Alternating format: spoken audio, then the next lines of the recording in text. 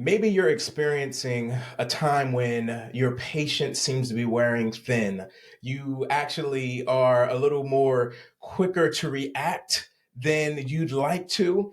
And it's been a little frustrating, right? Because everyone else seems to just need something from you, want something from you. You're an emerging leader, and it just feels impossible to slow down. Listen, I understand. I've been there. I've dealt with it as a high performing leader in your field. You've been just feeling like things are getting harder. It's a little harder to manage your emotion or your mental well being. And I want to let you know that that's all right. And you're at the greatest place that you can be. And not only can we relate, but we are here to encourage you through this mindset as we're coming tonight on the Elevate It podcast to share about getting the help that we need. What's good, Elevation Nation? Welcome to the Elevated Podcast, where your it is your inner tugging. And we empower emerging leaders through love from the inside out. I'm your host, Christian, and I am joined with someone who is very, very special to me. And not only me, if you're watching, chances are she's special to you as well. Listen, she is a powerful woman, a dedicated mother of four. She is a highly sought after expert in her field, and her knowledge for honesty, her integrity, her nurturing but yet professional approach it's out of this world. I'm here to tell you, right? Each of her patients, at least the ones that I've talked to, everybody feels like they're her favorite. But I'm here to say officially, just in case anybody's been wondering, I am actually the favorite, okay? I am the favorite. So we're putting that out there, He right? is now. See, I am now, right? Okay. So the unique thing, and I love, is that not only is she a nurse practitioner, but she holds a nursing degree from the University of Maryland and her graduate degree in family nursing practitioner certification from Widener University. Elevation Nation, I want you to please help me welcome to the Elevated Podcast none other than the Denise Meli. How are you? Hi, thank you. How do you feel? I feel humbled, actually. Humbled? Yeah. You're amazing. Thank you. Thank you for taking the time to be here on the Elevated Podcast. Sure. And I will definitely get into it. I will never forget the time when I came into your office to the point of tears. That's not the first time, but I can say it, right? You guys know I'm transparent when it comes to that. And I've been dealing with anxiety, depression, feelings. And the unique thing is when I come into your office, your nurse, I know her by her name. Yes.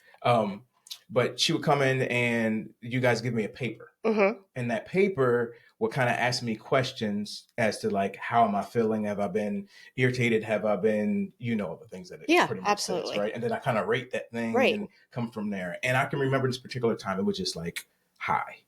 And you were kind of like, how do you feel about medicine? And I'm like, I don't want to be dependent on anything besides my faith, so forth and so on. And you had said to me something. You said, well, what would you tell your clients? And that right there was a game changer for me. As Elevation Nation knows, as well as you know, I not only appreciate the medical side, I also appreciate the holistic side, natural side as well. Absolutely. And I believe that they blend together, right? And we stand for both of those. But I, just like I said in the intro, it hit me at a point where I'm like, I'm the leader, I'm helping everybody else.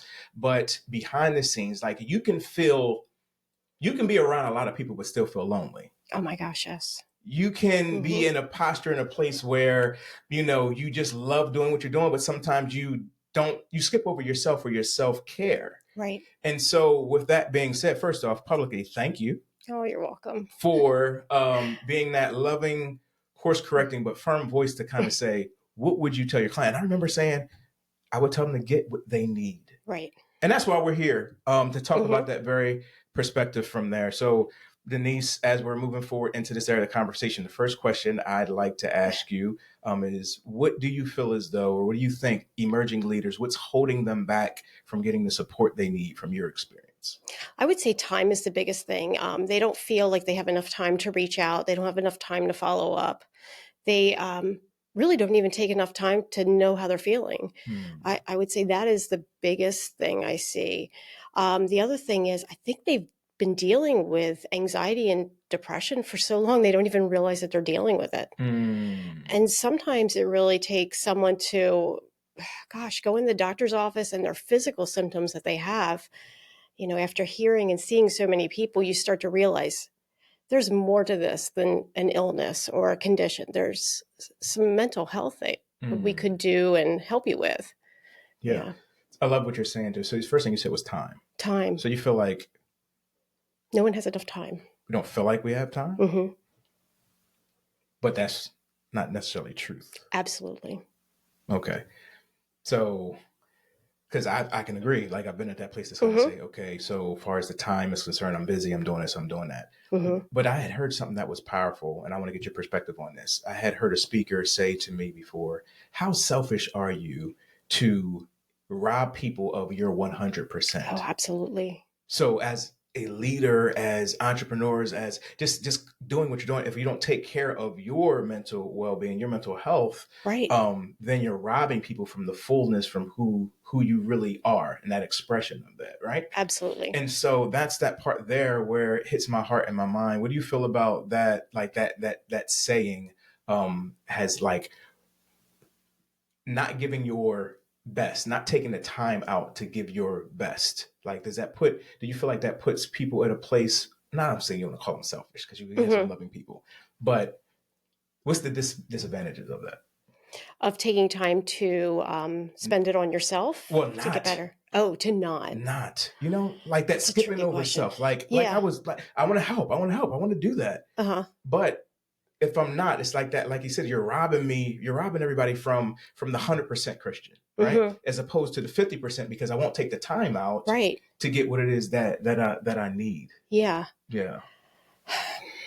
I don't know. I just see so many people just rob themselves from that and just don't even listen to other people tell them, hey, you need a break, or hey, you're wearing yourself thin. But yes, it's not fair. It's not fair. What is the importance of like rest? Rest is the key. Actually, recently I learned that it was so important is sometimes you're just emotionally drained just as much as you can be physically drained. But people don't accept that. Unfortunately, they think rest for that they can get drained. mental fatigue. They don't accept that as a thing. Okay. They say, "Oh no, well, he doesn't have the flu, he doesn't have COVID, so he can work." But the brain is drained and exhausted, and no one gets enough sleep. Okay.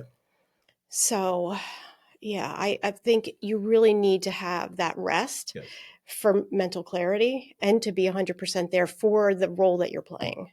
How many hours a night is the average person supposed to have? I would say between 7 and 9 hours. 7 and 9 hours. What do we for effectiveness? What do we get? Probably averages like 6. 6 on a good night. On a good night. Okay. Yes. Okay.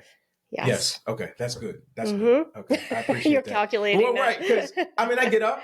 Yeah. And then and then I do a lot of meditation. I don't count as sleep as that. No, that's definitely not. That's not sleep. That's definitely not. But it's helpful. It is. It's an area of the journey, right? It is. It is a journey. Good. Also, self check-ins. Yes. With self. All right. So again, when I'm sitting there, so there are 2 medications that I'm on, and I remember you also said to me, "We're going to make a commitment." And that commitment was to be on this for a certain amount of time. Yes. And then we would go ahead and check in. And so that check-in, before I got to your office, there were check-ins that I've had to do. And I put you as on the part of my dream team, my health and well-being team, right? But that check-in had to deal with me being honest with myself. Right. And really looking at how, for me, the edge that the medicine had helped to take on with meditation, with prayer, so forth and so on, the whole shebang. But I had to realize that, okay, who I've been showing up at home for my wife, for the kids, for business, ministry, everything, this has been super helpful in that area. Yes. And so that check-in was super important. The other thing that I did that was unique was I checked my family. Yes. And I checked with those that I worked and did life with as well, for them to go ahead and see that. So what is the fear that people have about taking medicine? They're worried about the side effects. They worry that they'll be dependent on it, but that's not how the medications work at all. They're worried that they feel like they need to rely on something, Okay. or that maybe deep they feel like they're just weak, or it's a sign of weakness still. There's just seriously some misinformation still out about medication. But I find it just helps put away all those exterior thoughts and intrusive thoughts, feelings, the ruminating thoughts, and allows you to just be you. It puts that other side aside, and it really makes such a difference for people who need it. And I wanted to just touch base on one of the things that you said too. Yeah. A lot of times people have been dealing with anxiety and depression symptoms for so long that when they first start a medication like that, Okay. especially highly driven people, they are so used to pushing that when they actually have some of the relief of the anxiety from the medications, they feel like they're amazing. They're like, oh my gosh, why haven't I started this sooner? That's usually the first comment that I get. But they want to stop there. And really, they're just touching the effectiveness of the medication You with mean them. stopping, like what? Stop the Taking dose. okay. Stop the dose. Okay. Okay, we'll stay here at the beginning dose. Okay. And I try and get people to say, no, you need to come in and check in, because a lot of times if we stop too soon, they can never get into a remission status. And that's essentially the goal, where they actually are very well controlled. So they're just like kind of hanging on the tip of the iceberg. Wow. But we still have some more improvement that can be made with them for overall functioning. Wow. Wow. Yes. So that's kind of, now you let me know the trick that you tricked me into. Yes. It's a trick. Yeah, you got me. You got me. It's a good one. You got me, though. You got me. Thanks. Yeah, absolutely. So when I came back into the office, I made the agreement to continue. Yes. And because I started to see the improvement. Absolutely. And it didn't my concern was I didn't want to feel controlled by anything or whatever.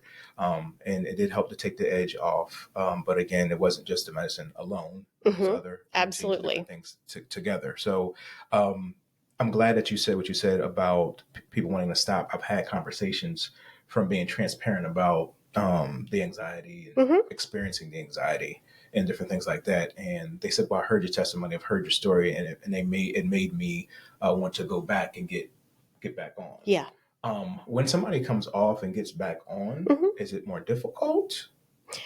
Or is it actually, they can get relief a little faster. Oh. There is a theory that the receptors will respond faster-ish, maybe a week or two faster, depending on how long it's been since they've been off of it. But there's no other difficulty at all. Okay. But there can be side effects. There always can be side effects with any of those medications. Yes. That's why we really kind of gauge benefits versus risks for it to see what we think would be the best option. And this is usually someone who's really struggling, and saying, it's affecting me at work. It's affecting my life, my relationships. And if it's affecting those things, then, and you're doing therapy and you're doing all of your coping skills already and you're still finding it, then that's when the medications really need to be started. And those benefits far outweigh the risks. Yeah. What would you say to that emerging leader that's watching or listening, and they are at that point in place and are saying, look, like I've been going, like externally, like I'm viewed as this. Yes. But internally, I feel like either I feel emotionally, disengaged, or I feel like I'm breaking down inwardly, or I just feel like I can't go on in that place. What would you tell them? First, I would say, I'm sorry that you're feeling like that, because it really is. It's exhausting. It's draining. And it's not fair to you, because there is improvement. And that's what I want to give people who come in there just at rock bottom, like hope. Really, there can be improvement if you just let me try, and try the medications and just give it a little time to see. Well, hope, care, and willing to try. Yes. Maybe you're there and you're watching, you're listening, even to Denise and myself, and you're in a situation and you're saying, look, I don't know necessarily where where to start. Mm-hmm. I did ask Denise ahead of time if you're in our area and you're watching this. I said, "Are you taking clients?" So she said she was. Now, anybody else that's watching who works with you, this is not a Christian said. This was a Denise said. But I would encourage you to definitely connect, and I'll share this through respect. But I'll say that one of the reasons why I really connect is because not just the professional knowledge, but you are relational as well, pertaining to that. And when I come in the office, I do feel like, yeah, you that's know, how I wanted to yeah. feel.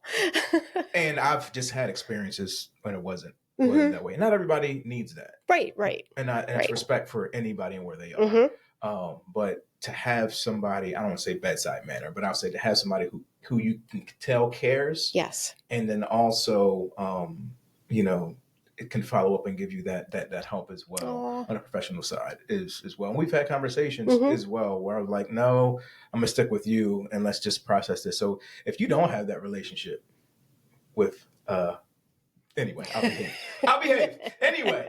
All right. So let me check in the area of some comments, all right, and see what we're dealing with. So Cortland says, I think people are afraid of being labeled as well. Absolutely. All right. Absolutely. You want to speak to that? Well, I will say I was in the military for 6 years, so I know how it felt to be labeled if you had any type of anxiety and depression and medications. That was something that was never talked about. And it's taken even me many years to get out and actually realize that I suffer from anxiety and depression. So I understand that. I would say really the only person who needs to know is you and your provider. I mean, that's not something that needs to be discussed unless something you feel comfortable with. And I don't think the labels are really out there anymore. I mean, the new generation of children coming up here are so open and they actually know how to describe their emotions. A lot of people in their 40s and 50s and maybe even older have no idea how to describe what they're feeling. Wow. So this is just where it's going. It's a new wave. It's a whole new wave. Whole new wave. And I can agree with that. That's Cortland. I can agree with that. The area being labeled, but the truth is, even what you're saying too, is I think we have to rise up to. I'm very public about it, but not everybody needs to be, and I don't encourage that. But I think one of the reasons why I am, one, being African American, being a male, being different things like that. I just want to share, like, so many people are operating and are medicated. Yes. And you have no idea. No idea.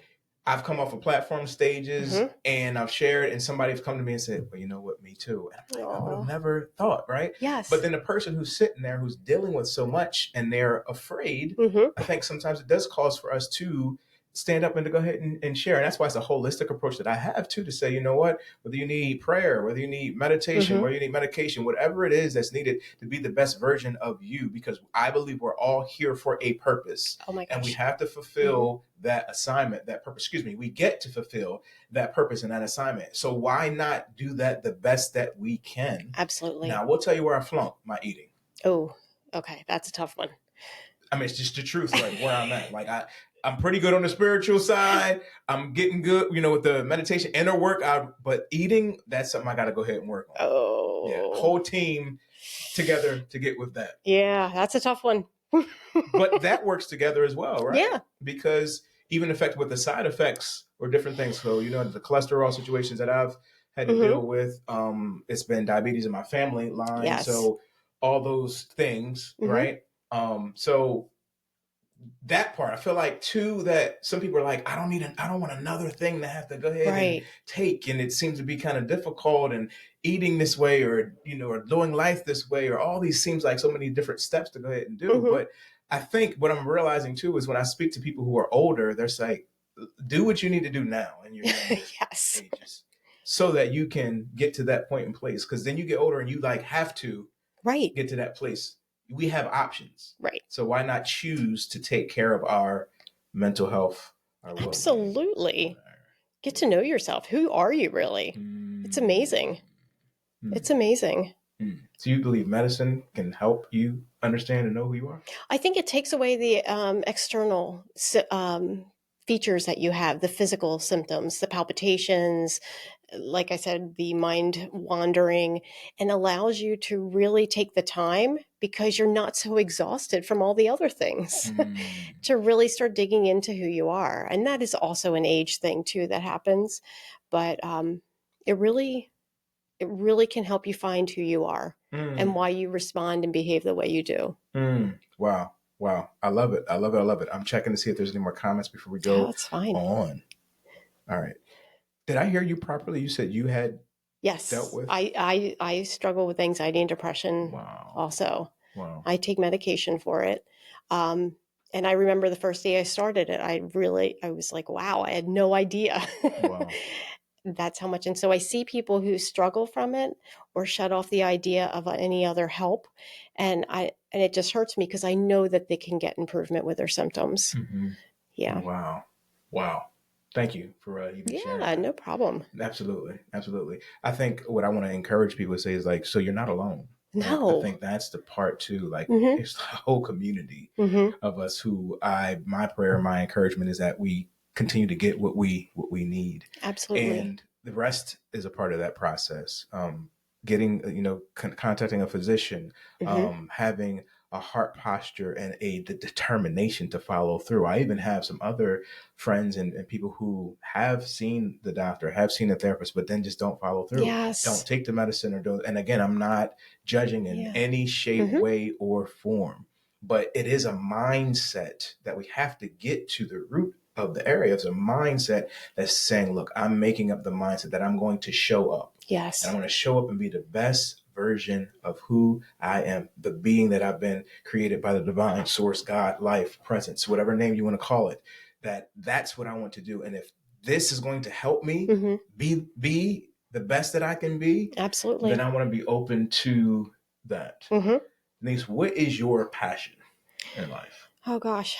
Well, my passion is really my children. And I'll tell you, they've taught me so much. They've taught me how to actually stand up for myself, get mental health treatment, um, how to clean up issues that I might have, because they're constantly watching me as a role model. Mm-hmm. They've made me a better me, whether it be religious wise, whether it be through bad coping mechanisms that I've had. Mm-hmm. They're amazing. And they've all struggled with mental health themselves. Mm-hmm. But they're in such a great place right now. And I'm so proud of them. And that gives me help to get myself better too. Mm-hmm. But my passion, I would say, is I was given a gift to take care of people when they're ill. And it's something that I really struggle at times to do, but it's taking care. It's being there and caring for people. It really is. Well, if you need any encouragement, let me just jump in there because you are amazing. Thank you. And I mean that from the bottom of my heart. Thank you. You said the area of a gift. And I believe I love education. Mm-hmm. I do love education. Don't I love education, babe? Yeah. She's in the background, y'all. But there's a difference between knowing and being. Absolutely. And that knowing, even intellectually, to an area of a knowing within and being and that embodying it. Mm-hmm. And before even knowing your personal story and even what you're sharing, it clicks in a different way for me. Oh, interesting. You embody what you give. It's mm-hmm. different for me when I can hear somebody present and I say, man, they're really educated. That's mm-hmm. great. Mm-hmm. But then you hear somebody who's been through something. Yeah. You hear somebody who lives what they do. Mm-hmm. It's a whole different world. And so I view that now as your superpower. Oh, absolutely. Thank you. Because it's those things that not only is that not just the pain, because I choose to view things as it's a part of an unfolding. It's like a flower. Yes. Every day. So I believe nothing missing, nothing lacking, nothing broken. Mm-hmm. That there's an area where as we're sharing, we're unfolding, we're developing and being who we are. And if we have that perspective, no matter what we've gone through, we experience anxiety. Right. We're not anxiety though. We experience mm-hmm. it. And so what we do with that, as a matter of fact, anxiety is not a bad thing. It actually is there to help protect us. Absolutely. Right? One of my favorite movies right now, people laugh at me, Inside Out 2. Oh gosh. Okay. That makes Have you sense. seen it? Yeah. No, I have not. Denise, you have to see it. If the kids are watching, I know. this is the assignment from Coach Christian that the family has to watch it. Have you heard of the character Anxiety?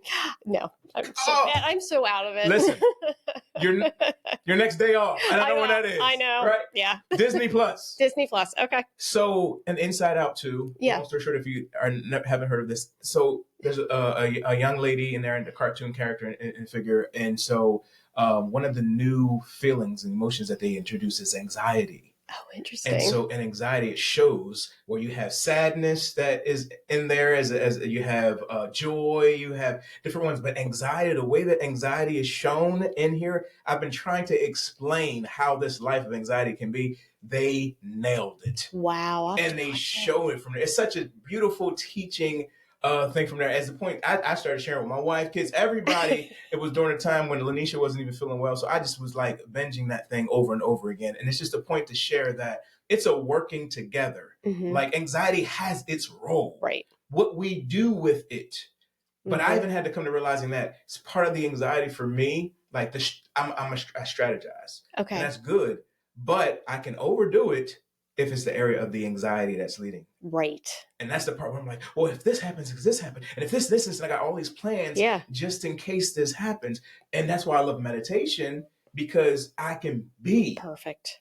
Just be. Just strip away all the expectations, all the external situations, and sit from the place of truly being, right? Yes. So see Inside Out 2. See Inside Out 2.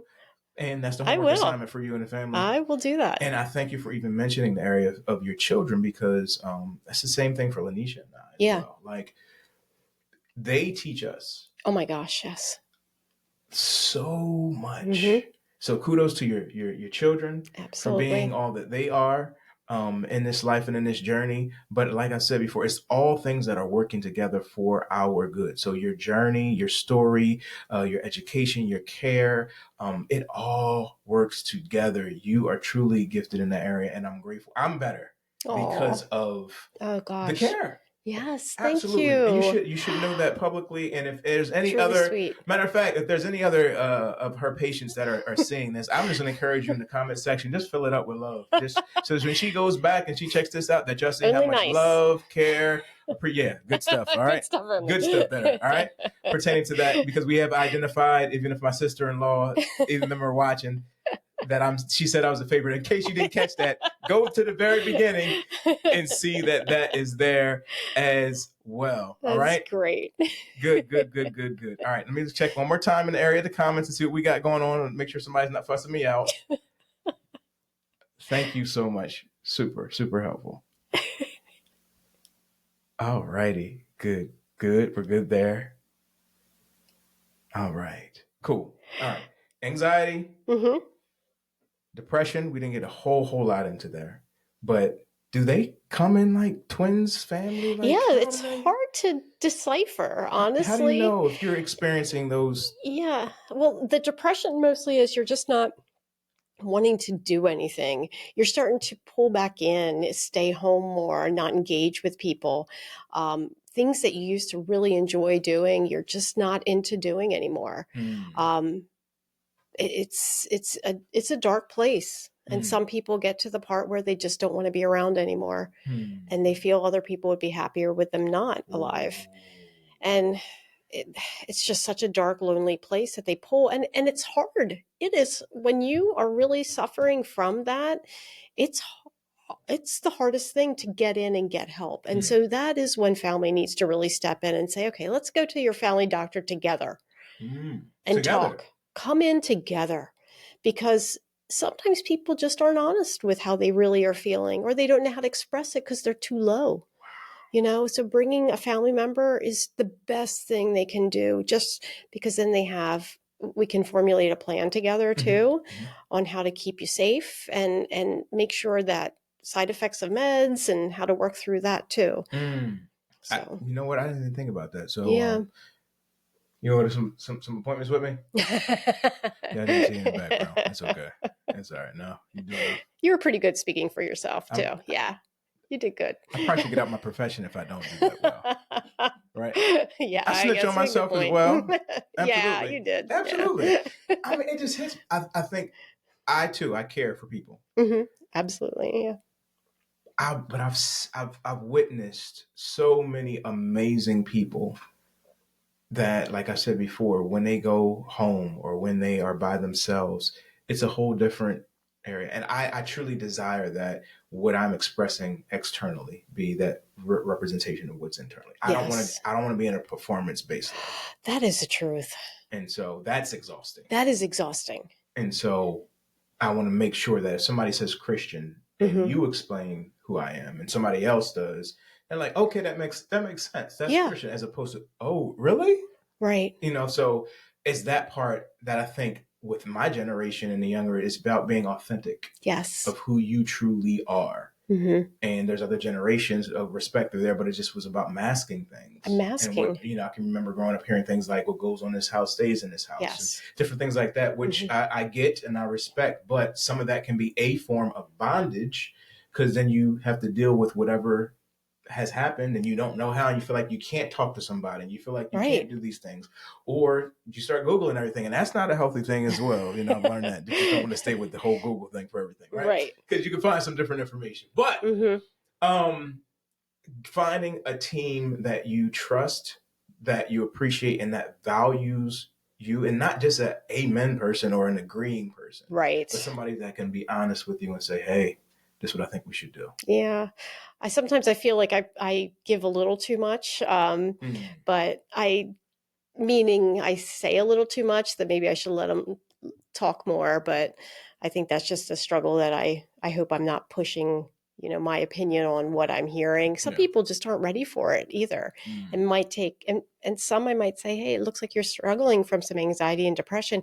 And some people just don't want to hear it. And it takes them a couple times before they really come in and actually open up a little bit more about it. But yeah, I'm learning too. I love that. I'm learning with that.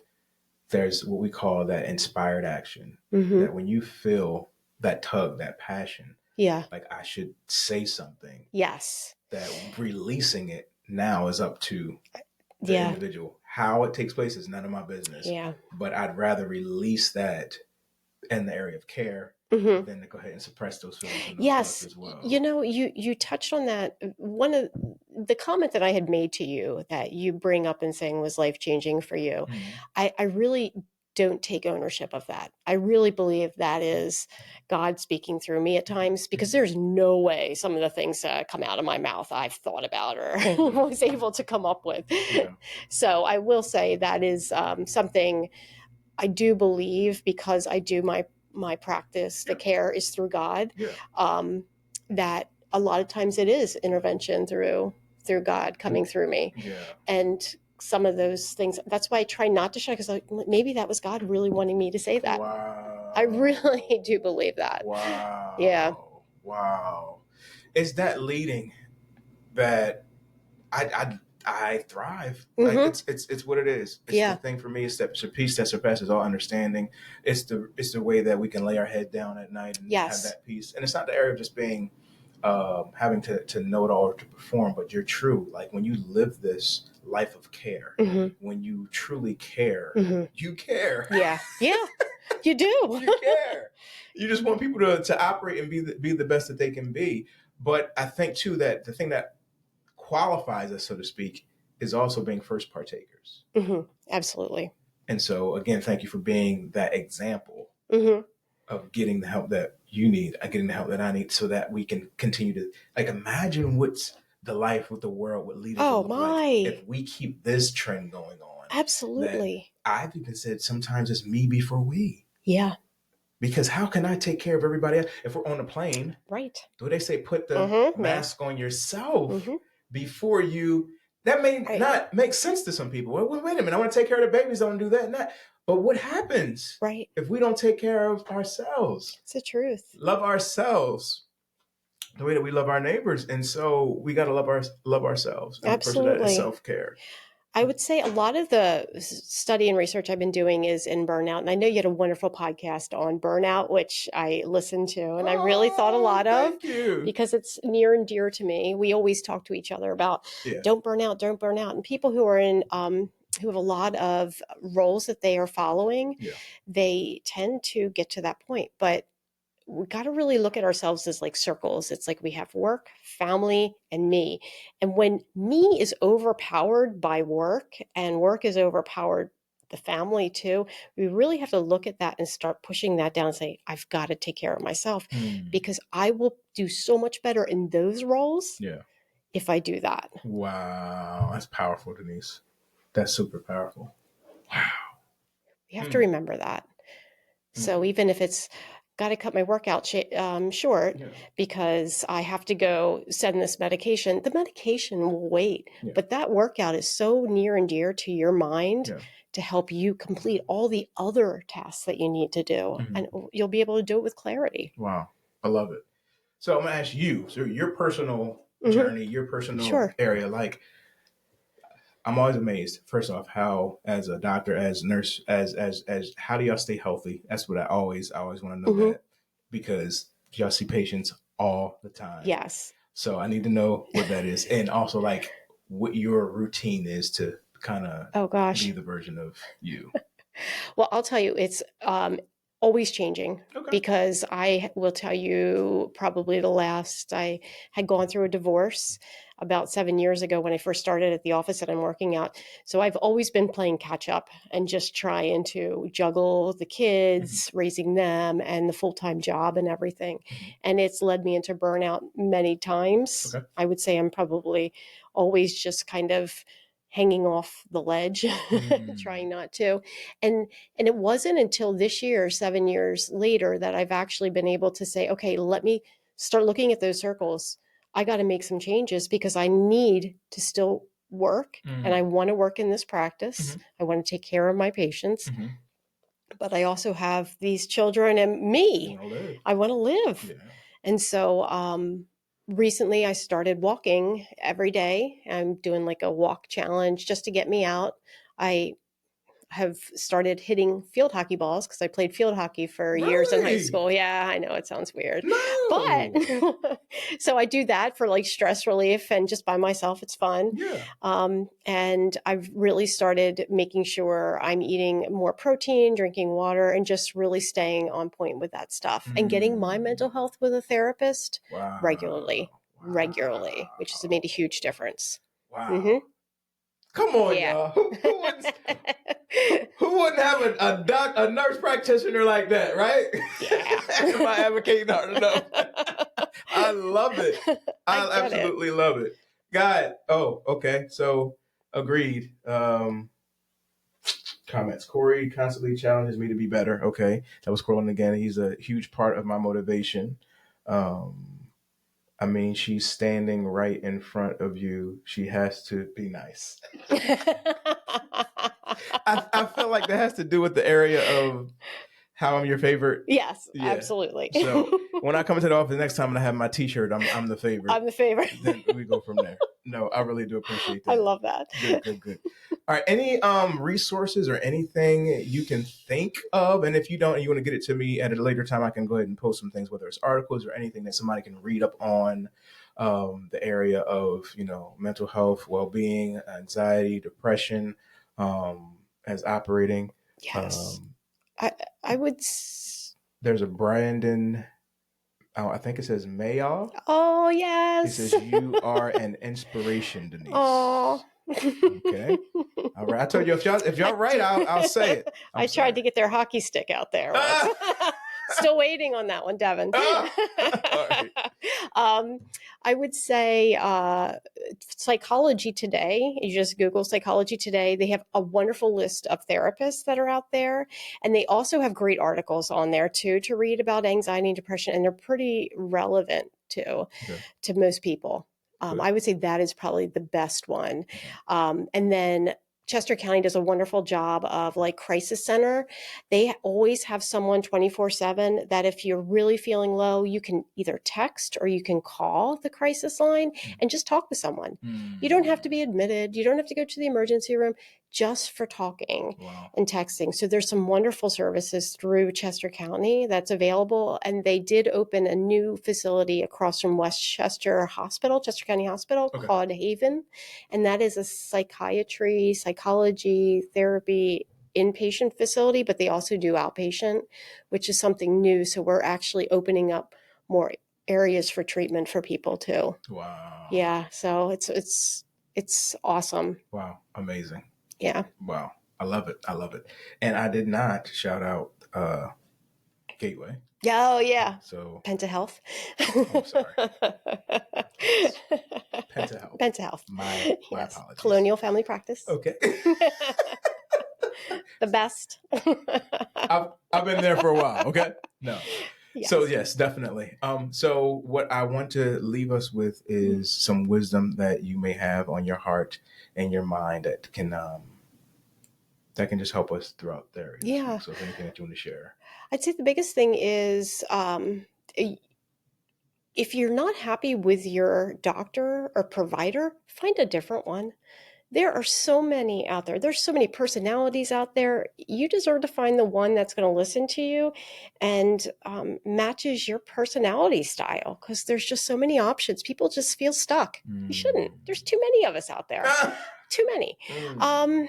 And I guess the other thing is, you know, as I'm coming from a parent on the other side of things, is remember, you're the role model for your children. They're watching everything you're doing, and just be the best role model you can for them, because they really need to see that. Yes. Wow. You guys have heard it on the Elevated Podcast. We are the first to have Denise. So if anybody else calls her, I'm going to put that out there. Okay. I'm her booking agent. No, I'm joking. So appreciate that. So Denise, when is the book coming out? Oh yeah. Right. Like you got How some not time to do that. No. All right, y'all. Okay. We'll talk off camera. Okay. I'll work on that. You have a story. Oh yeah. That I think can help. I know can help a lot of people. Thank you. So from Elevation Nation in our home to yours, we appreciate you. We're grateful for you taking the time out of your busy schedule to grace us on the Elevated Podcast with your presence, with your wisdom, with your advice, and prayerfully you got something from this. I know you did. There's been amazing information that's been shared, and the transparency that transparency, I just love it. So please share this with somebody. If you haven't subscribed to the Elevated Podcast, do so. If again, you're in the area of Chester County, and you're looking for a nurse practitioner, I'm just saying, you know where to go. Okay. So look her up, and we appreciate you. So we're grateful. And if you haven't been able to take a note or look at any of the other pod series that we have right now, we're currently in the intentional decisions. And so we want you to take that intentional decision to get what you need. Feel free. We had Sam Brown last week. We've had Christian Flores the week before, and we're just continuing to give you power and wisdom for your emerging leaders to move forward within that. So we appreciate you. You're awesome. And we will see you soon. Thank you again. Thank you. You're welcome. Absolutely. Thanks.